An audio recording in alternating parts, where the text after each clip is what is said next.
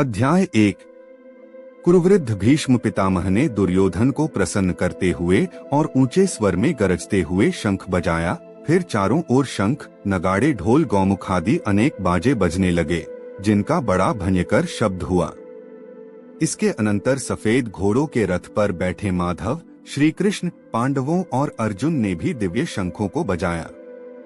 श्री कृष्ण ने पांचजन्य और अर्जुन ने देवदत्त नामक शंखों को बजाया और भीषण कर्म करने वाले भीम ने पौंड्रक नामक बड़े शंख को बजाया। कुंती पुत्र धर्मराज युधिष्ठिर ने अनंत विजय, नकुल ने सुघोष, सहदेव ने मणिपुष्पक तथा महान धनुर्धर काशीराज, शिखंडी, धृष्टद्युम्न, विराट, अपराजित, सात्यकी, राजा द्रुपद और द्रौपदी के पांचों पुत्र तथा महाबाहु अभिमन्यु, इन सब वीरों ने अपने अपने शंखों को बजाया। उन शंखों के भारी शब्द से आकाश और पृथ्वी गूंज उठी और धृतराष्ट्र के पुत्रों के हृदय कांप उठे।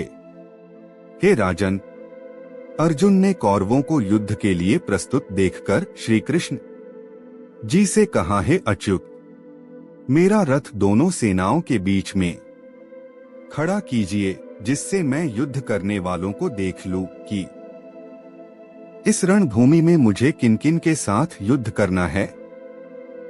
दुर्बुद्धि दुर्योधन से प्रीत करने वाले जो संग्राम के लिए यहाँ एकत्र हुए हैं, उनको देख सकूं। संजय कहने लगे, हे राजन, अर्जुन की बात सुनकर श्री कृष्ण ने भीष्म, द्रोण आदि वीरों के सामने उत्तम रथ को खड़ा करके कहा, हे वीर, संग्राम के लिए उद्यत इन कौरवों को देख लो। अर्जुन ने चाचा, बाबा, गुरु, मामा, भाई, पौत्र, श्वसुर और स्वजनों को शस्त्रों से सुसज्जित खड़े देखा और उसने इन दोनों सेनाओं में अपने ही सब बांधवों को खड़ा देखकर परम दयार्द्र हो अत्यंत खेद के साथ यह वचन कहे, हे कृष्ण, संग्राम की इच्छा से आए इन अपने बंधुओं को देख मेरे अंग ढीले हो रहे हैं और मुख सूखा जा रहा है, मेरा शरीर बेकल हो रहा है, रोमांच होता है, गांडीव हाथ से गिरा जाता है, त्वचा जली जा रही है। हे केशव, मुझ में खड़े रहने की सामर्थ्य नहीं है, मेरा मन चक्कर खा रहा है और सब लक्षण मैं उल्टे देख रहा हूँ और संग्राम में स्वजनों का वध करके कोई लाभ भी नहीं होगा। हे कृष्ण, मैं जीतकर राज्य व सुख भी नहीं चाहता हूँ। प्रभु, हमको राज्य भोग और जीवन से क्या काम है, क्योंकि जिनके लिए राज्य भोग और सुख की इच्छा की जाती है, वे सब संग्राम में प्राण और धन की ममता छोड़ मरने को तैयार हैं और आचार्य, पिता, पुत्र, पितामह, मामा, श्वसुर, पौत्र, साले और संबंधी ये सब मुझे मारें तो भी, हे मधुसूदन, मैं इन्हें मारने की इच्छा नहीं करूंगा। हे जनार्दन, त्रिलोकी के राज्य के लिए भी मैं इन्हें मारने की इच्छा नहीं करूंगा। हे जनार्दन, त्रिलोकी के राज्य के लिए भी मैं इन्हें नहीं मारना चाहता, फिर इस पृथ्वी के लिए तो कहना ही क्या।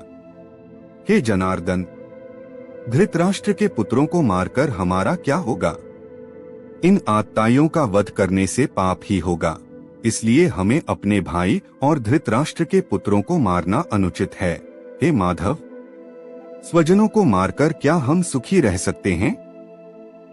ये सब लोभ के वशीभूत हैं और कुल के नाश करने तथा मित्रद्रोह करने में पाप को नहीं देखते।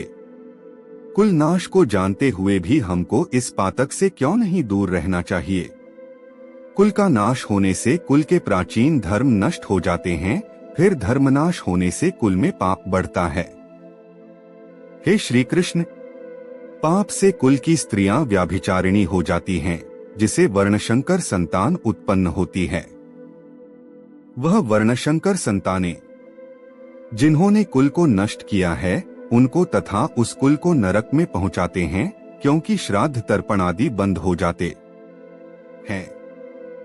वर्णशंकर बनाने वाले दोषों से कुलध्वंसकों के जाति धर्म और कुल धर्म निरंतर नाश हो जाते हैं। हे जनार्दन, मैंने बराबर सुना है कि कुल धर्म नष्ट होने से निश्चय नरकवास करना होता है।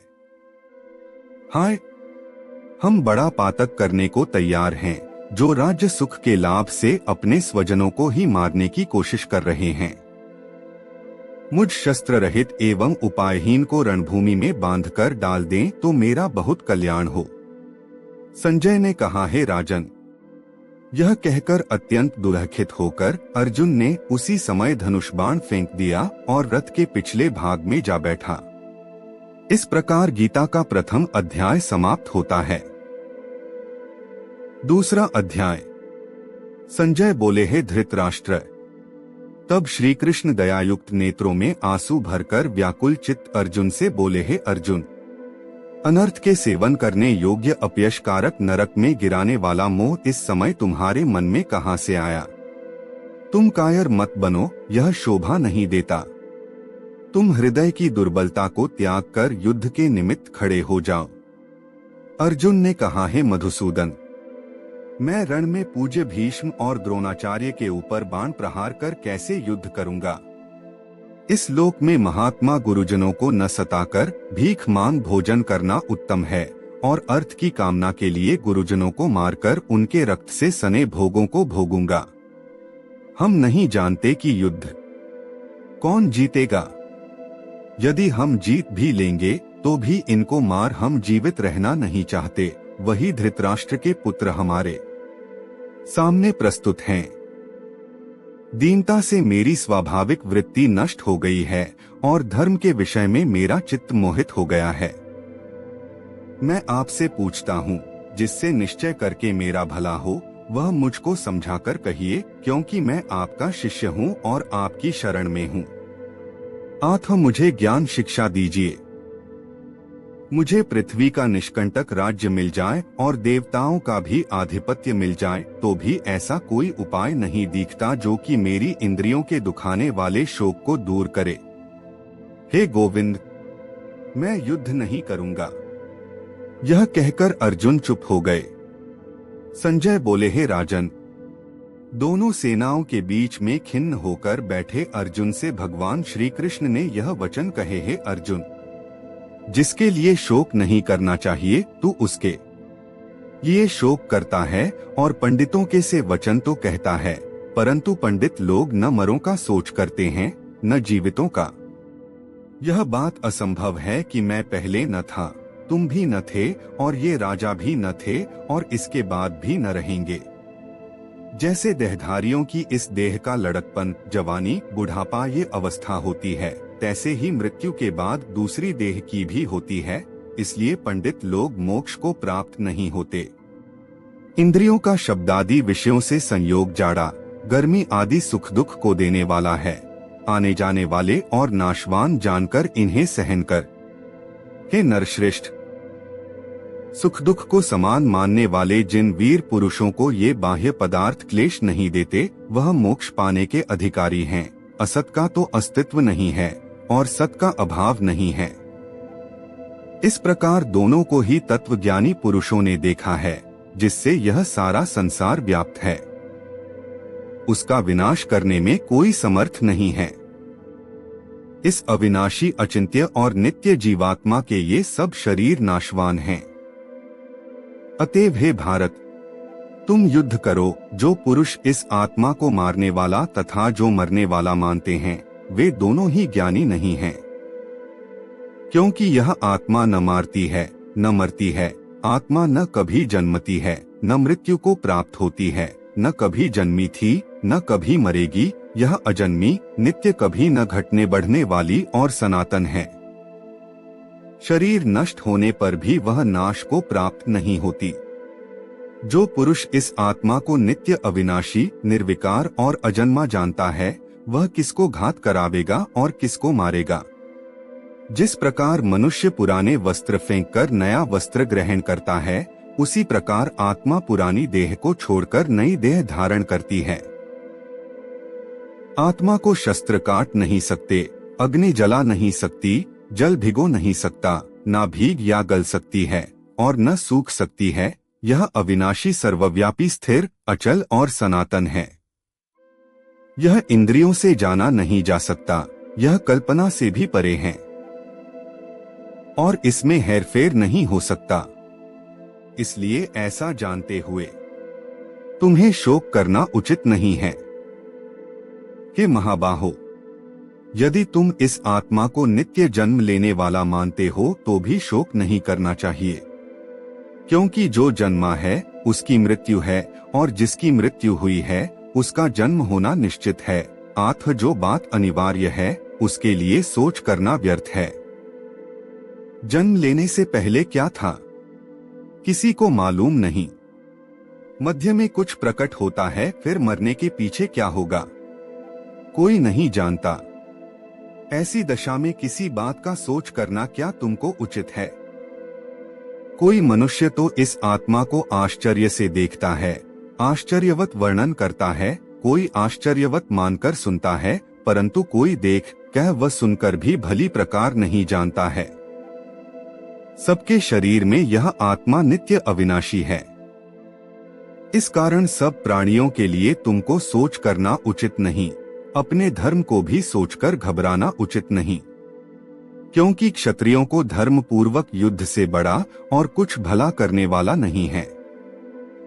हे पार्थ, बिना इच्छा किए स्वर्ग का द्वार रूप युद्ध तुमको स्वतः प्राप्त हुआ है। ऐसा सुअवसर भाग्यवान क्षत्रिय को ही मिलता है। यदि तुम अपने धर्म के अनुसार इस संग्राम को न करोगे तो अपना धर्म और बड़ाई खो बैठोगे और पाप को प्राप्त होगे। सब लोग सदा तुम्हारी अपकीर्ति करेंगे और प्रतिष्ठा वाले पुरुषों के लिए अपयश का होना मृत्यु से भी बढ़कर है।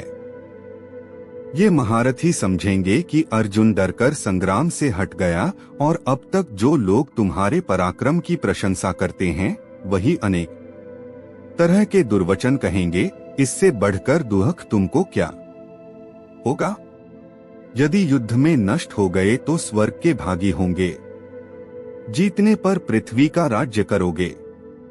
इसलिए युद्ध के निमित्त दृढ़ प्रतिज्ञ होकर खड़े हो जाओ। सुख लाभानी, जय पराजय इन सबको समान समझकर युद्ध के लिए तैयार हो जाओ। ऐसा करने से तुम पाप को प्राप्त नहीं होंगे। हे पार्थ, यह ज्ञानोपदेश ज्ञानयोग के विषय में तुमसे कहा गया। अब निष्काम कर्मयोग के विषय में सुनो, जिस ज्ञान को पाकर कर्म बंधन से तेरी मुक्ति होगी। कर्मयोग मार्ग के एक बार प्रारंभ किए बिना कर्म का नाश नहीं होता और विघ्न पड़ने पर भी शुभ फल तथा इस कर्म का केवल प्रारंभ ही संसार के भय से छुड़ाकर पूर्ण ब्रह्मा प्राप्त कराता है। निश्चय करने वाली बुद्धि इस निष्काम कर्म में एक ही कामना वाले पुरुषों की बुद्धि एकाग्र नहीं रहती, उसकी शाखा प्रशाखाएं होती हैं। ऐसी दशा में मनुष्य संदेह में रह जाता है। स्वर्ग सुख को ही जो उत्तम पुरुषार्थ समझते हैं, उनका कामनाओं से चित्त व्याकुल होने के कारण निश्चयात्मक बुद्धि से मोक्ष साधना उत्पन्न नहीं होती, कारण कि उनका चित्त भोगादि में सदैव निमग्न रहता है। जिन मनुष्यों का चित्त इस प्रकार मोह में लिप्त है और जिनकी आसक्ति भोग विलास और ऐश्वर्य में है, ऐसे पुरुषों के अंतःकरण में निश्चयात्मक बुद्धि नहीं होती। हे अर्जुन, वेद त्रिगुणात्मक सकाम हैं, तुम निष्काम हो जाओ। सुख दुख को समान जानकर नित्य क्षेम आदि स्वार्थों में न पड़कर धीरजवान और आत्मनिष्ठ हो। तुमको केवल कर्म करना चाहिए, तुम्हारे अधिकार में फल नहीं। तुम न तो फल की अभिलाषा से काम करो और न निकम्मे ही रहो। फल की आशा त्याग कर कर्म की सफलता व असफलता को समान समझकर तुम योगस्थ होकर कर्म करो। फल की इच्छा रखने वाले निकृष्ट होते हैं। निष्काम कर्म करने वाला पुरुष ईश्वर कृपा से इसी संसार में सुकृत तथा दुष्कृत इन दोनों ही का त्याग कर देता है, जो सब कर्मों में कल्याणकारक है। कर्म फल को त्याग कर ही बुद्धि युक्त ज्ञान पा पुरुष जन्म बंधन से हटकर मोक्ष को पाते हैं। जब तुम्हारी बुद्धि मोह वन के बाहर निकल जाएगी, तब तुम्हारा मन आगे सुनी तथा हुई बातों से विरक्त हो जाएगा। अनेक श्रुति स्मृतियों के वचनों को सुनाने से तुम्हारी बुद्धि भ्रमती हो गई है। जिस समय वह निश्चल होकर आत्मा में निश्चल होगी, तभी उनको तत्वज्ञान प्राप्त होगा। अर्जुन ने पूछा, है केशव, आत्मा स्वरूप में निश्चल बुद्धि वाला किसको कहा है? उनके लक्षण क्या हैं? श्री कृष्ण जी बोले, हे अर्जुन, जो महात्मा पुरुष मन की कामनाओं को त्याग देता है और अपने आप ही से प्रसन्न रहता है, उसको निश्चल बुद्धि वाला कहते हैं। दुख में जिसके मन में खेद नहीं होता और सुख में जिसको आसक्ति नहीं होती तथा प्रीति भय क्रोध जिसके जाते रहते हैं, वह महात्मा स्थिर बुद्धि वाला मुनि कहलाता है। जो सर्वत्र स्नेह करता है, जो शुभ पदार्थ प्राप्त होने पर हर्ष नहीं करता, अशुभ से अप्रसन्न नहीं होता, उसी को स्थिर बुद्धि जानना चाहिए। और कछुआ जैसे अपने अंगों को सिकोड़ लेता है, उसी तरह जो पुरुष अपनी इंद्रियों को विषय से हटाता है, उनकी बुद्धि स्थिर जाननी चाहिए। हे अर्जुन, मोक्ष का प्रयत्न करने वाले विद्वान व्यक्ति को प्रबल इंद्रियां बलात्कार द्वारा उसके मन को जीत लेती हैं। इसलिए सब इंद्रियों को विषयों से रोक मेरे विषय में तत्पर हो जावे। जिसने इंद्रियों को वश में कर लिया है, उसकी बुद्धि निश्चल है। जो पुरुष विषयों के ध्यान में रहता है, उसमें उसकी प्राप्ति हो जाती है। प्राप्ति होने से कामना होती है। इच्छा के पूर्ण न होने से क्रोध से अविवेक होता है। अविवेक से स्मरण शक्ति नष्ट हो जाती है। जिसकी बुद्धि का नाश हुआ, वह विनाश को प्राप्त होता है। जो पुरुष रागद्वेष से रहित हो इंद्रियों के विषय सुख अनुभव करता है और अपने मन को वश में रखता है, वह शांति को प्राप्त होता है। शांति मिलने पर सब दुखों का नाश होता है। प्रसन्न चित्त वाले की बुद्धि तुरंत निश्चल हो जाती है। जो पुरुष योग युक्त नहीं है, उनको निश्चल बुद्धि उत्पन्न नहीं होती। भावना के न होने से शांति प्राप्त नहीं होती। अशांत को सुख कहाँ से मिलेगा? इस कारण हे महाबाहो, जिसने इंद्रियों को विषयों से सर्वथा रोक रखा है, उसी की बुद्धि स्थिर है। जब सब प्राणियों की रात होती है, उसमें संयमी जागता रहता है और प्राणी मात्र जिस समय जागते हैं, मुनिजनों की वह रात्रि है। जल से भरे पूर्ण समुद्र में जल भरने पर भी वह अपनी मर्यादा पर ही रहता है। उसी तरह जिस पुरुष में इच्छा न रहने पर भी सब विषय भोग प्रवेश करते हैं, उसी को शांति मिलती है। विषयों की इच्छा करने वाले को शांति नहीं मिलती। जो पुरुष सब कामनाओं को छोड़कर इच्छा रहित हो विचरता है, ममता अहंकार जिसमें नहीं है, वह शांति को प्राप्त होता है। हे पार्थ, ब्राह्मी स्थिति यही है। ऐसी स्थिति मिल जाने पर प्राणी फिर मोह में नहीं फंसता और अंत समय में निर्वाण ब्रह्म को प्राप्त होता है। दोस्तों, चैनल को जरूर सब्सक्राइब करें। यदि आप चैनल सब्सक्राइब करते हो तो हमें इसी तरह की वीडियो बनाने का और अधिक मोटिवेशन मिलता है। तीसरा अध्याय। अर्जुन ने पूछा, हे जनार्दन, यदि आपके मत से कम बुद्धि श्रेष्ठ है तो केशव, मुझे इस घोर कर्म में क्यों लगाते हो? मिले जुले हुए वचनों से आप मेरी से मैं कल्याण को प्राप्त हों। श्री कृष्ण जी बोले, हैं निष्पाप अर्जुन, मैं पहले समझा चुका हूं कि इस लोक में दो प्रकार की निष्ठा कही गई है। एक तो सांख्य वालों का ध्यान योग, दूसरा योगियों का कर्मयोग। कर्मों को प्रारंभ न करने से ही कोई निष्कर्म नहीं कहलाता और कर्मों को त्याग करके संन्यास ग्रहण करने से ही किसी को सिद्धि नहीं मिलती। मनुष्य क्षण भर भी कर्म किए बिना नहीं रह सकता। प्रकृति के गुण ही सब मनुष्यों को, कुछ अज्ञानी कुछ कर्म करने में लगाते हैं। जो अज्ञानी कर्मेंद्रियों को रोककर आत्मचिंतन करने के बहाने विषयों की चिंता करता है, वह पाखंडी मिथ्याचारी कहलाता है। हे अर्जुन, इंद्रियों को मन से दमन कर और विषयों में प्रवृत्त न होने देकर उनसे कार्य लेता है, वह कर्मयोग का अभ्यास करता है और श्रेष्ठ कहता है। अपने धर्म के अनुसार नियमित कर्म के करने से कर्म को करना अच्छा है। बिना कर्म किए तुम्हारे शरीर का निर्वाह नहीं हो सकता। हे कौन्तेय, यज्ञ के निमित्त किए जाने वाले कर्मों को छोड़कर जितने कर्म हैं, उनके करने से मनुष्य का बंधन होता है। अतएव तुम फल की इच्छा त्याग कर यज्ञ करने के लिए कर्म करो। सृष्टि के आरंभ काल में ब्रह्मा जी ने यज्ञ सहित प्रजा को उत्पन्न कर प्रजा से कहा था, यज्ञादि कर्म करके वृद्धि को प्राप्त होगे। यही कर्म तुम्हारे निमित्त कामधेनु होवेंगे। इस यज्ञ से तुम देवताओं को संतुष्ट करते रहो और देवता भी तुमको संतुष्ट करेंगे। इस प्रकार परस्पर बर्ताव करते हुए तुम और देवता कल्याण को प्राप्त होंगे। यज्ञ आदि कर्मों से प्रसन्न होकर देवता तुमको इच्छित सुख की सामग्रियां देंगे, परंतु उनके लिए हुए दान को जो बिना उनका भोग लगाए ग्रहण करता है वह चोर है। पंच महायज्ञ करके जो शेष बचा हुआ भोग ग्रहण करते हैं वे पापों से मुक्त हो जाते हैं, और जो अपने निमित्त ही अन्न पकाते हैं वे पापी मनुष्य पाप को ही भक्षण करते हैं। अन्न से ही प्राणियों की उत्पत्ति होती है। अन्न मेघ से उत्पन्न होता है, मेघ यज्ञ द्वारा बरसता है, और यज्ञ की उत्पत्ति कर्म से होती है। कर्म की उत्पत्ति ब्रह्मा से हुई है, और ब्रह्मा की अक्षर परमात्मा से। इस कारण सदा पदार्थों में रहने वाला जो ब्रह्मा है वह सब यज्ञों में प्रस्तुत है।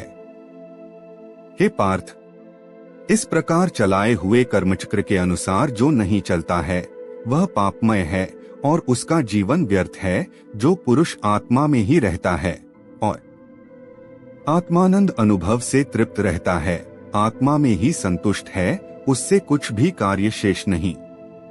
वह कर्म करे या न करे उसको कोई प्रयोजन अथवा लाभ नहीं है, और किसी प्राणी में अपना लाभ करा लेने की भी उसे कोई आवश्यकता नहीं है। इसलिए तुम भी फल प्राप्ति की इच्छा त्याग कर्तव्य का पालन करो, क्योंकि फल की इच्छा त्याग कर कर्म करने वाला पुरुष मोक्ष को प्राप्त होता है। हे पार्थ, मुझको तीनों लोकों में भी कर्म शेष नहीं रहा और न कोई अप्राप्य वस्तु प्राप्त करनी है, फिर भी मैं कर्म करता हूँ। यदि हम ही आलस्य में आकर कर्मों को नहीं करेंगे तो अन्य मनुष्य भी हमारे ही पथ का अनुकरण करेंगे। इससे मैं कर्म न करूं तो सब लोग भी न करने से नष्ट हो जाएंगे। इससे मैं वर्णशंकरों के उत्पन्न करने का हेतु बनकर प्रजा को नष्ट करने वाला समझा जाऊंगा। जिस प्रकार अज्ञानी फल की इच्छा करके कर्म करता है, वैसे ही धन की इच्छा न करते हुए ज्ञानी को लोक शिक्षा की इच्छा करते हुए कर्म करना उचित है। कर्म में आसक्त अज्ञानियों की बुद्धि में ज्ञान भेदभाव उत्पन्न न करें, परंतु आप स्वयं कर्म करता हुआ उससे भी प्रसन्नता पूर्वक कर्म करावे। हे अर्जुन, सब कर्म प्रकृति के गुणों करके ही उत्पन्न होते हैं, परंतु जिनकी बुद्धि अहंकार से भ्रष्ट है ऐसे मूर्ख लोग समझते हैं कि हम करता हैं।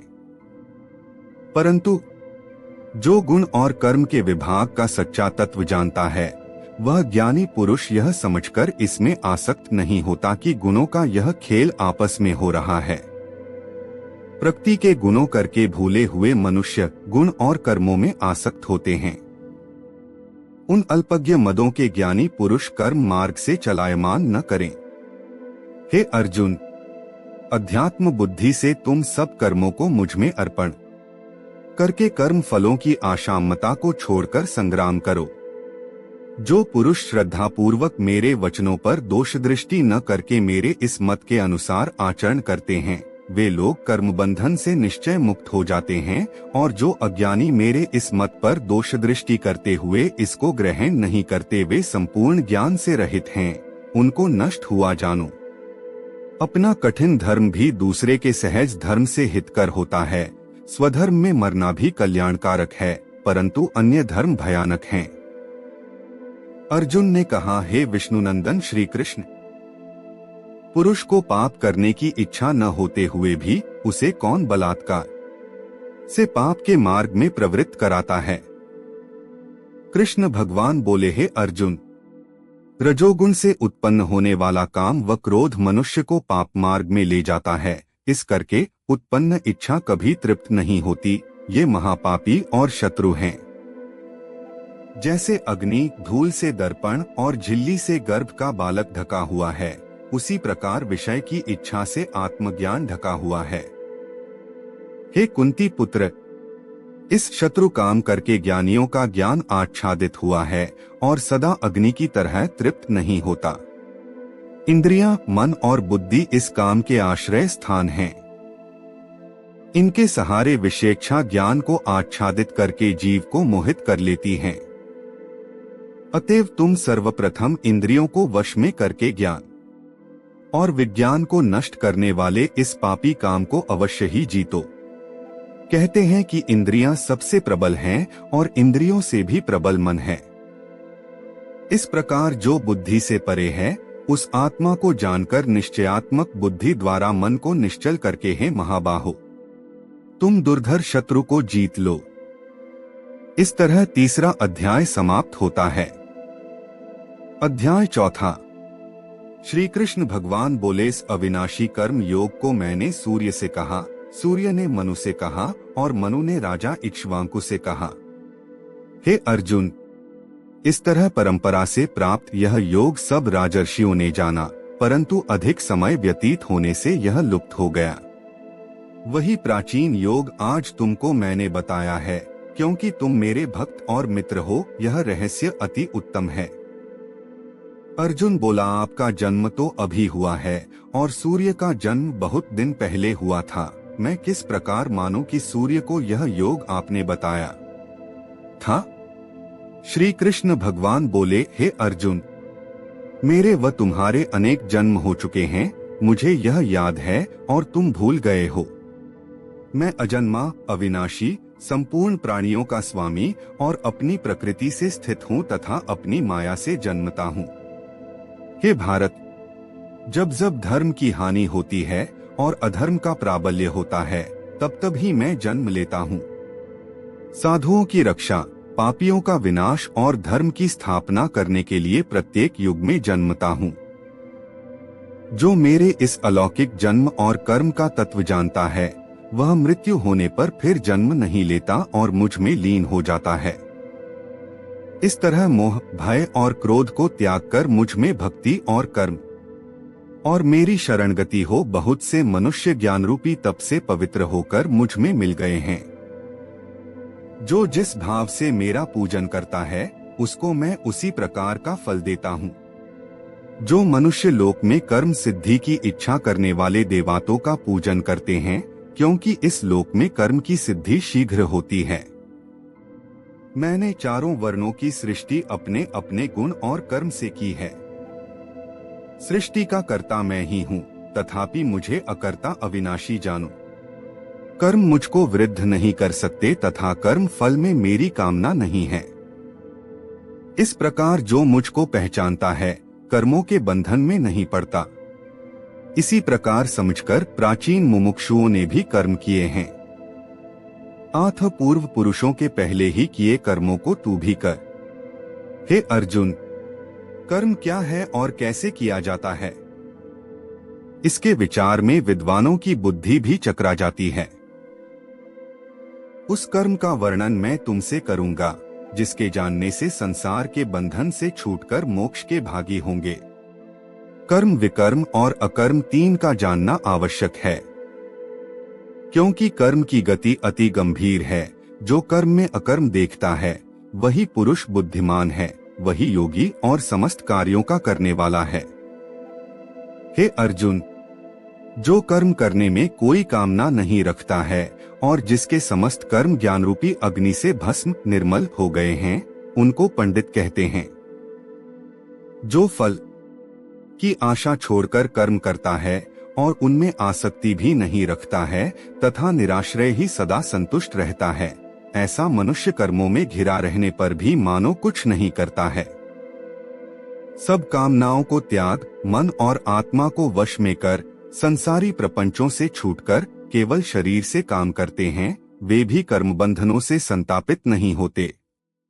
दैवयोग से जो कुछ मिल जाए, उसी में जो संतुष्ट रहता है, जो हर्ष शोक आदि द्वंद्वों से मुक्त है तथा किसी से ईर्ष्या द्वेष नहीं करता, कर्म की सिद्धि या असिद्धि में भेद नहीं समझता, वह कर्म करता हुआ भी उससे नहीं बंधता। जो फल की इच्छा नहीं रखता, वह वासना से दूर हो गया है। जिसका मन अचल है, जो यज्ञ के कर्म करता है, वे सब कर्म लुप्त हो जाते हैं। हवन करने का पदार्थ भी ब्रह्मा है, आहुति देने वाला भी ब्रह्मा है। इस प्रकार जिसकी वृद्धि में सब कर्म ज्ञानमय हैं, उसी को ब्रह्मा प्राप्त होता है। कोई कोई कर्मयोगी देवताओं की पूजा करते हैं और कोई कोई ज्ञानयोगी ब्रह्मा रूप अग्नि में यज्ञ रूप से हवन कर परमात्मा का भजन करते हैं। कोई ऐसे हैं जो कि अपनी इंद्रियों को तथा सब कर्मों का संयम रूप अग्नि में होम देते हैं, और कोई कोई इंद्रियां रूप अग्नि में इंद्रियों के रूप शब्दादि विषयों को होम कर देते हैं। कितने ही लोग इंद्रियों के सब कर्मों को और प्राणियों के कर्मों को आत्म ज्ञान से प्रज्वलित आत्मा को संयम रूप अग्नि में होम कर देते हैं। कोई तो द्रव्य यज्ञ करते हैं, कोई तपयज्ञ करते हैं, कोई योग यज्ञ, कोई स्वाध्याय और कोई ज्ञान रूप यज्ञ करते हैं। कोई प्राणायाम में तत्पर रहने वाले योगी प्राणवायु और अपान वायु का लय करते हैं। कोई आहार को निरंतर कम करते हुए प्राणों को होमते हैं। ये सब यज्ञ वेदता हैं और यज्ञ से ही इनके सब पाप नाश हो जाते हैं। जो यज्ञ में बचे हुए अमृत रूप अन्न को खाते हैं, वे सनातन ब्रह्म को प्राप्त होते हैं। हे अर्जुन, जो यज्ञ नहीं करते उनको लोक परलोक दोनों ही नहीं मिलते हैं। हे पार्थ, फल सहित सब कर्म ज्ञान में ही समाप्त हो जाते हैं। उसी ज्ञान यज्ञ का तत्वदर्शी और ज्ञानी लोग तुमको उपदेश करेंगे, इसलिए तुम उनकी सेवा करना और विनय पूर्वक प्रश्न करके ज्ञान यज्ञ जानना। इस ज्ञान का लाभ प्राप्त करके तुमको ऐसा मोह फिर नहीं होगा। इसी ज्ञान से समस्त प्राणियों को तुम अपने में और मुझ में भी देखोगे। यदि सब प्राणियों से भी अधिक पाप करने वाले हों, तो भी ज्ञान रूपी नौका से ही सब पाप रूपी समुद्र को पार कर जाओगे। हे अर्जुन, जिस प्रकार प्रज्वलित अग्नि लकड़ी को जलाकर भस्म कर देती है, वैसे ही ज्ञान रूपी अग्नि सब कर्मों को भस्म कर डालती है। इस लोक में ज्ञान के समान पवित्र और कुछ भी नहीं है। यज्ञ ब्रह्मा बहुत काल पर्यंत कर्मयोग से सिद्धि हुए मनुष्यों को स्वयं ही प्राप्त होता है। जो श्रद्धावान मनुष्य इंद्रियों को जीतकर ब्रह्म ज्ञान में लगा रहता है, वह ज्ञान को पाकर अल्प समय में शांति को पा जाता है। अज्ञानी, श्रद्धा रहित और जिनके मन में संदेह है, ऐसे जो पुरुष हैं, वह नरक को जाते हैं। जिनके मन में सदा संदेह रहता है, उनको लोक परलोक और सुख कुछ भी प्राप्त नहीं होता। जिसने परमेश्वराधन और निष्काम कर्म योग के आश्रय से कर्म बंधन त्याग दिए हैं और ज्ञान से जिसके सब संदेह दूर हो गए हैं, हे अर्जुन, उस आत्मज्ञानी पुरुष को कर्म नहीं आथ। हे अर्जुन, अज्ञान से उत्पन्न हुए चित्त के इस संशय को ज्ञान रूपी तलवार से काटकर तुम मेरे बताए हुए कर्मयोग को करने के लिए प्रस्तुत हो जाओ। यहाँ पर चौथा अध्याय समाप्त होता है। दोस्तों, चैनल को जरूर सब्सक्राइब करें और वीडियो को लाइक और शेयर जरूर करें। 5वां अध्याय। अर्जुन बोले, हे श्री कृष्ण, आपने पहले कर्मों का त्याग करने को कहा, फिर कर्म की प्रशंसा करते हो। इन दोनों में जो अधिक हितकर है, यह एक बात निश्चय करके बतलाओ।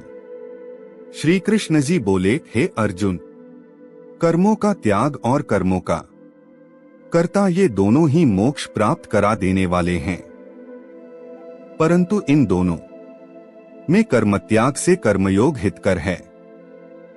जो किसी से द्वेष नहीं रखता और न किसी पदार्थ की इच्छा ही करता है, वह नित्य सन्यासी है।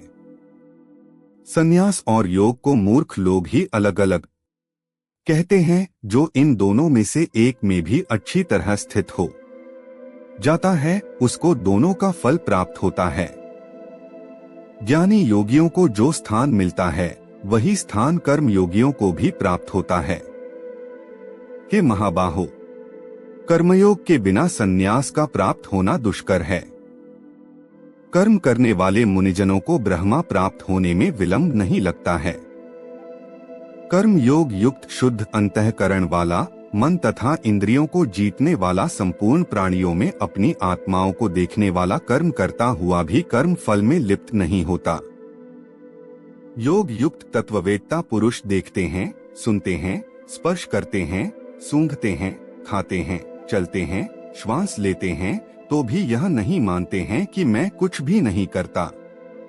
वे बोलते हैं, त्यागते हैं, ग्रहण करते हैं, मूंदते हैं, परंतु यही मानते हैं कि मैं कुछ भी नहीं करता, और यह मन में धारण करते हैं कि इंद्रियां भी अपने अपने विषयों को बरतती हैं। प्राणी ब्रह्मा में अर्पण कर संग को त्याग कर कर्म करता है, वह पाप में इस प्रकार लिप्त नहीं होता जैसे कि कमलपत्र पर जल नहीं ठहरता। योगी जन शरीर से, मन से, बुद्धि तथा इंद्रियों की आसक्ति से रहित होकर आत्मशुद्धि के निमित्त कर्म करते हैं। योगयुक्त पुरुष कर्मफल को त्याग कर मोक्ष रूप शांति का लाभ प्राप्त करता है, और जो योग रहित है वह कर्म फल की इच्छा के बंधन में पड़ जाता है, और सब कर्मों को मन से त्याग करके प्राणी इस नवद्वार इंद्रियों की देहरूपी पुरी में न कुछ करता है और न कुछ कराता है, आनंद पूर्वक रहता है। परमेश्वर किसी को कर्म में प्रवृत्त नहीं करता। कर्म और फल को उत्पन्न करना, ये सब प्रवृत्तियों के द्वारा होते हैं। किसी के पुण्य तथा पापों को ग्रहण नहीं करता, अज्ञान से आच्छादित है, उससे जीव मोह को प्राप्त होते हैं। परंतु आत्मज्ञान के द्वारा जिसका अज्ञान नष्ट हो गया है, उसका वह आत्मज्ञान परमेश्वर के रूप को ऐसा प्रभावित करता है जिस प्रकार सूर्य संपूर्ण संसार को प्रकाशित कर देता है। उसी परमात्मा में जिन मनुष्यों की बुद्धि स्थिर है और उसी में मन को लगाए रहते हैं, उसी में निष्ठा रखते हैं, और जो सदा उसी के चिंतन में लगे रहते हैं, ज्ञान द्वारा जिसके सब पाप नष्ट हो गए हैं, वे इस संसार में पुनः जन्म नहीं लेते, क्योंकि ब्रह्मा निर्दोष और सर्वत्र समान है, इसलिए वे ब्रह्मा को प्राप्त हो जाते हैं। जो प्रिय पदार्थ को पाकर प्रसन्न और अप्रिय पदार्थ को पाकर खिन्न नहीं होते हैं, ऐसे स्थिर बुद्धि वाले मोहरहित ब्रह्मवेता को ब्रह्मा में स्थिर जानो। जो बाहरी पदार्थों में चित्त को आसक्त नहीं होने देता, वही आत्म सुख का अनुभव करता है। इंद्रियों के स्पर्श से जो भोग किए जाते हैं, वे वस्तुतः दुखदायी होते हैं, उनका आदि भी और अंत भी है। हे कौन्ते, ज्ञानी लोग ऐसे भोगों में रत नहीं होते। शरीर छूटने के पहले जो मनुष्य काम और क्रोध के वेग को सहन करने में समर्थ होता है, वह योगी और सच्चा सुखी है। जो योगी आत्म सुख से सुखी, अंतरात्मा के आनंद से आनंदित और अंतर्ज्योति से ही प्रकाशित है, वह ब्रह्मरूप होकर ब्रह्मा निर्वाण को प्राप्त होता है। काम तथा क्रोध जिनमें नहीं है, मन के वेग को जिसने रोक लिया है, ऐसे आत्मज्ञानी योगियों को ब्रह्मा निर्वाण सहज ही प्राप्त हो जाता है। बाहरी पदार्थों के संयोग से अलग रहकर दोनों भावों के बीच में दृष्टि लगाकर नासिका के भीतर चलने वाली प्राणवायु तथा अपान वायु को सम करके इंद्रियों, मन और बुद्धि को वश में करके इच्छा, भय तथा क्रोध को त्याग कर मोह की इच्छा करने वाले योगी जन जीवन मुक्त हैं।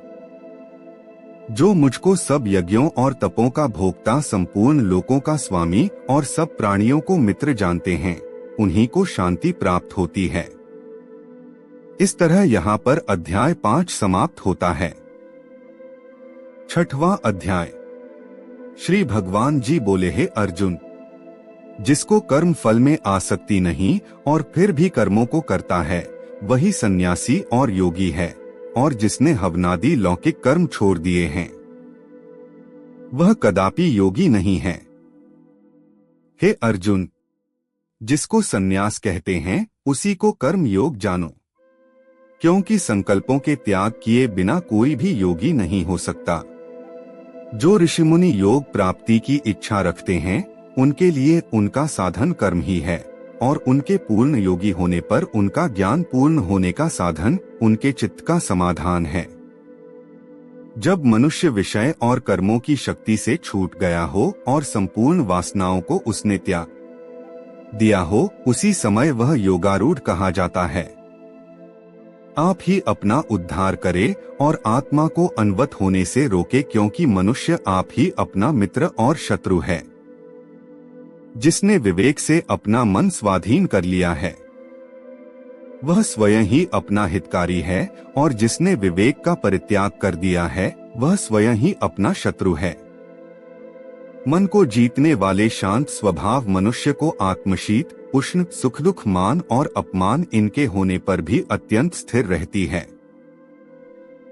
जिसने ज्ञान विज्ञान से अपने अंतःकरण को तृप्त कर लिया है, जो निर्विकार हो गया है, वही सच्चा योगी कहलाता है। सुहृद, मित्र, शत्रु, उदासीन, द्वेषी, मध्यस्थ, द्वेष करने योग्य, बंधुवर्ग, साधु और पापी, इन सब में जो समान दृष्टि रखता है वही श्रेष्ठ है। योगी पुरुष को मन और आत्मा को अपने वश में करके वासनाओं तथा समस्त प्रपंचों को त्याग कर किसी एकांत स्थान में बैठ निरंतर चित्त को समाधि में लगाना चाहिए। आत्मशुद्धि के लिए योग करना अति उत्तम है। शरीर, मस्तक और गर्दन को सम करके अचल होकर स्थिर होवे और अपनी नासिका के अग्रभाग को देखता हुआ सब दिशाओं से अपनी दृष्टि हटाए रहे। भय रहित होकर शांतचित्त से ब्रह्मचर्य व्रत का पालन करे। मन को रोककर मुझ में ही लीन होकर मन को योग में लगावें। इस प्रकार मन को वश में रखने वाले योगी को निरंतर योगाभ्यास करते रहने से मुझ में रहने वाले निर्वाण पद की प्राप्ति होती है। हे अर्जुन, जो अधिक भोजन करता है या अधिक दिन उपवास करता है, जो बहुत देर सोता या जागता रहता है, उसको योग प्राप्त नहीं होता। जो उपयुक्त आहार और विहार करता है तथा कर्मों का योग्य रीति से पालन करता है तथा जो यथा समय सोता और जागता है, योग ऐसे पुरुष का दुहक मिटा देता है। तब संयम को प्राप्त हुआ चित्त अपने आत्मा में हो जाता है और मन कामनाओं से निवृत्त हो जाता है। तभी योगी मोक्ष पद पा जाता है। जिस प्रकार वायु रहित स्थान में रखा हुआ दीपक चलायमान नहीं होता है, उसी एक प्रकार योगी अपने चित्त को निश्चल रखकर उसका संयम करता है और अंतःकरण की समाधि लगाता है। जिस अवस्था में योगाभ्यास के कारण चित्त का वेग रुककर विषयों से पृथक होने लगता है और जब शुद्ध अंतःकरण से आत्मा को देखकर आत्मा में संतुष्ट होता है, जिस अवस्था में वह अत्यंत सुख जो इंद्रियों द्वारा जाना नहीं जा सकता, वरन केवल बुद्धि से ही जाना जाता है, और जब वह योगी अनुभव करता है, तब आत्मस्वरूप में स्थिर हो उससे विचलित नहीं होता। इस अवस्था को पाकर फिर और कोई लाभ उसको अच्छा नहीं लगता और जहाँ स्थिर होने पर कोई बड़ा भारी दुहक उसको वहाँ से चलायमान नहीं कर सकता। इस अवस्था को दुहक, संयोग, वियोग कारक नामक योग जानना हो तो योग निर्विकल्प चित्त से निश्चय करके जानना चाहिए। संकल्प से उत्पन्न होने वाली समस्त कामनाओं को त्याग कर और मन ही मन में सकल इंद्रियों को चारों ओर से रोककर धैर्य के साथ बुद्धि को अपने अधीन कर धीरे धीरे विषयों से दूर हटा ले और भली भांति मन को आत्मा में स्थिर करके किसी वस्तु की इच्छा न करे और चंचल मन जिधर जिधर जाए उधर से इसको हटाकर आत्मा के वश में करना चाहिए। इस प्रकार शांतिचित्त तथा रजोगुण से रहित निष्पाप तथा ब्रह्मस्वरूप योगी को उत्तम सुख प्राप्त होता है। इस रीति से निरंतर योगाभ्यास करने वाला योगी समस्त पापों से छूटकर सहज ही उस परम सुख को पा लेता है जो ब्रह्मा के संयोग से प्राप्त होता है। जिसका मन योग में स्थिर हो गया है, उसकी दृष्टि भी सर्वत्र समान हो जाती है और वह सब प्राणियों में अपने को और अपने में सब प्राणियों को देखता है। जो सब प्राणियों में मुझको और मुझ में सब प्राणियों को देखता है, मैं उससे अलग नहीं रहता और मुझसे वह अलग नहीं रहता। जो अभेद भाव से रहता है, सब प्राणियों में स्थिर हो मेरा मनन करता है, वह योगी चाहे जिस अवस्था में रहे मुझ में मिल जाता है। हे अर्जुन, जो समस्त प्राणियों के दुहक सुख को अपने ही दुहक सुख के समान समझता है और सबको समान देखता है, वही श्रेष्ठ योगी है। अर्जुन बोले, हे मधुसूदन, आपने जो योग बताया कि सबको अपने ही समान देखे, सो मन के चंचल होने के कारण मैं उसको अपने में दृढ़ स्थिर नहीं देखता हूँ। हे श्री कृष्ण, यह चंचल मन बड़ा ही हठी पराक्रमी और दृढ़ है। इसको अपने अधीन रखना तो मुझे वायु को बांध रखने के समान ही प्रतीत होता है। श्री कृष्ण भगवान ने कहा, है महाबाहो, इसमें संदेह नहीं कि मन अति चंचल है और इसे वश में करना बड़ा ही कठिन है। तो भी है कुंती पुत्र, अभ्यास और वैराग्य से इसे वश में किया जा सकता है। जिसका मन वश में नहीं, उसको योग अति दुर्लभ है। अर्जुन ने कहा, हे श्री कृष्ण, जिसमें श्रद्धा तो है पर योग प्राप्त करने में सफल नहीं हुआ है, और जिसका चित्त योग से विचलित हो गया है, वह योग सिद्धि न पाने से किस गति को प्राप्त होता है। श्री कृष्ण बोले, हे अर्जुन, उसका यहाँ नाश नहीं होगा और परलोक में भी नहीं होगा, क्योंकि उत्तम कर्म करने वाले किसी मनुष्य की दुर्गति नहीं होती। वह योग में असफल मनुष्य बहुत दिनों तक पुण्यवानों को प्राप्त होने वाले लोकों में वास करता है और फिर वहां से किसी पवित्र और धनवान मनुष्य के घर में आकर जन्म लेता है। इस प्रकार का जन्म पाना भी इस लोक में बड़ा दुर्लभ है। हे कुरुनंदन, यह योगियों के वंश में जन्म लेकर पूर्व जन्म के बुद्धि संस्कार अर्थात आत्मज्ञान को पाता है और उससे अधिक सिद्धि के लिए यत्न करता है। पूर्व जन्म में किए योगाभ्यास के बल में अनेक विघ्नों के पड़ने पर भी वह मोक्ष को प्राप्त होता है। योग की केवल इच्छा ही हो तो पुरुष शब्द ब्रह्मा के परे जा पहुंचता है। जो बड़े परिश्रम और यत्न से योगाभ्यास करता है, वह पापों से छूट मोक्ष को पाता है। बड़े तपस्वियों से योगी श्रेष्ठ है, जो शुद्ध होकर अनेक जन्मों में परिश्रम करके सफल होता है, और ज्ञानियों से भी योगी श्रेष्ठ है। इसलिए हे अर्जुन, तुम योगी बनो। केवल मुझ में ही मन लगाकर योग प्राप्ति के लिए जो मेरा भजन करता है, उसको समस्त योगियों के मध्य से मैंने अत्यंत श्रेष्ठ माना है। यहाँ पर छठा अध्याय समाप्त होता है।